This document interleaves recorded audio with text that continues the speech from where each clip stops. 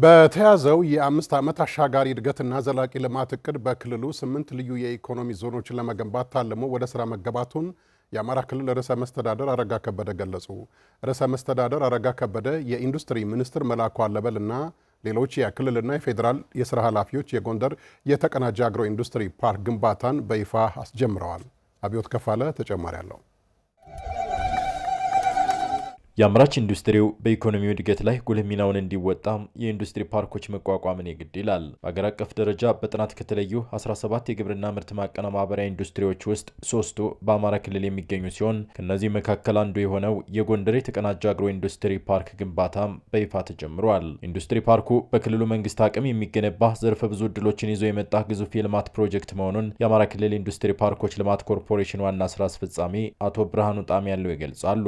በወቅቱ በተካሄደው ጥናት መሰረት ፓርኩን ለማልማት ከ8.6 ቢሊዮን ብር በላይ የኢንቨስትመንት ወጪ የሚጠይቅ ከ55,000 በላይ ለሆኑ ዜጎች ቀጥተኛ ስራ ዕድል የሚፈጥርና እንዲሁም በተዘዋዋሪ ከ200,000 በላይ የአካባቢው አርሶ አደሮች የስራ ዕድል የሚፈጥር እንዲሁም በአመት ከ1 ሚሊዮን ቶን በላይ የተለያዩ የግብርና ምርቶችን በአመት የሚያቀነባብር መሆኑን በጥናቱ ተመላክቷል። ፓርኩ በአግሮ ኢንዱስትሪ ዘርፍ ያለው ኢንቨስትመንት በማሳደግ ግብርናውን በማዘመን ከፍተኛ ምርት እንዲመረትና ሰፊ የገበያ ዕድል ለመፍጠር ጉልህ ድርሻ ይኖረዋል። የጎንደር የተቀናጀ አግሮ ኢንዱስትሪ ፓርክ ኢትዮጵያ ያላትን የግብርና ምርት እሴት ጨምሮ ወደ ሀገር ውስጥና ዓለም አቀፍ ገበያ ለማስገባት ከተለዩ የኢንዱስትሪ ዞኖች አንዱና የአካባቢውን የልማት ጸጋዎች መጠቀም የሚያስችል ነው ያሉት ደግሞ የኢንዱስትሪ ሚኒስትሩ አቶ መላኩ አለበል ናቸው። የሰሜን ምዕራብ ቀጠና ተብሎ በሚታሰበው የተመረጠው የኢንዱስትሪ ፓርክ ከበለሳ እስከ ጣቁሳ ከወገራ እስከ ፎገራ ያለውን አካባቢ የሸፈነ በጎኑ የርብን ግድብና የመገጭን ግድብ ከታች የሰራባን የመስኖ አውታር ታሳቢ በማድረግ የተለያዩ የግብርና ምርቶችን ለማቀነባበርና አልፎም ወደ ስፔሻል ኢኮኖሚክ ዞንና ወደ ነፃ የንግድ ቀጠና እንዲያድግ ታስቦ የተመረጠ ነው።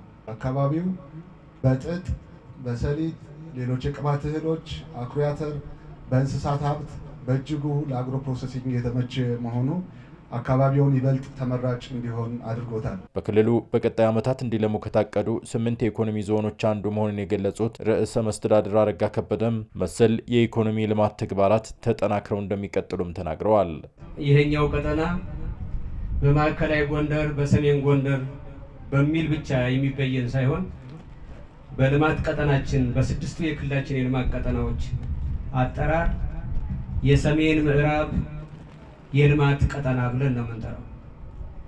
ይሄ ዛሬ ስራ የምናስጀምረው የኢንዱስትሪ ፓርክ የዚሁ ቀጠና ዋነኛ የስበት ማዕከል ሆኖ ያገለግላል። ተፈጥሮ የሰጠን ግን በደንብ ያላለማ ነው ለሀገሪቱም ዋስትና የሚሆን ከፍተኛ የቅባት እህል የሚመረትበት ቀጠና። ይህን ታሳቢ በማድረግ በክልላችን የ5 ዓመት እቅድ 8 የኢኮኖሚ ዞን ማልማት ይጠበቅብናል። እስካሁን ባለው ጊዜ ውስጥ ይሄን አንድ ብለን ብንቆጥር ሌላ ደግሞ ደብረ ብርሃን ላይ በግል ባለሀብት በ70 ሄክታር መሬት ላይ እየለማ ያለ ኢንዱስትሪ ዞን አለ ወይም ልዩ የኢኮኖሚክ ዞን አለ። ይሄ በእርግጥ በአሁኑ እቅዳችን ትልቁ የሚባለው የኢንዱስትሪ ፓርክ ነው። ይሄ በዋነኛነት ባለሀብቱና አርሶ አደሩ በተጨባጭ ማምረት ላይ የሚገናኙበት ማዕከል ሆኖ ያገለግላል። የመንግስት የስራ ኃላፊዎቹ የመገጭ ግድብ ግንባታ ሂደትን በዘመን ኮንስትራክሽን ኮርፖሬሽን የተገነባው የፌዴራል ጎንደር ጉምሩክ ኮሚሽን ቅርንጫፍ ጽሕፈት ቤት ፕሮጀክት የጎንደር ከተማን መሶብ የአንድ ማዕከል አገልግሎትና ሌሎች የልማት ተግባራትን ተዘዋውረው ተመልክተዋል። የጎንደር ቀጣና የእናቶች ማረፊያ ማዕከልንም መርቀው ስራ አስጀምረዋል።